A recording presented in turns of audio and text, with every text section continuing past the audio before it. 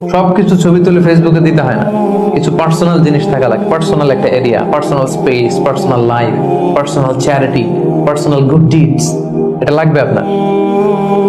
এটা আল্লাহ তাআলা বেশি পছন্দ করেন। আল্লাকা সিররুন ইনদাল্লাহ বাইনাকা আনতা ওয়া বাইনাল্লাহ, এমন কোন গোপন জিনিস তোমার আর তোমার রবের মাঝে আছে যেটা তোমার রব ছাড়া কেউ জানে না? তোমার আর তোমার রবের মাঝে এরকম গোপন কোনো ডিলিংস আছে যেটা কেউ জানে না? জীবনে কখনো গোপন দান করছো যেটা কেউ দেখেনি? ওইটাই কাজে লাগবে।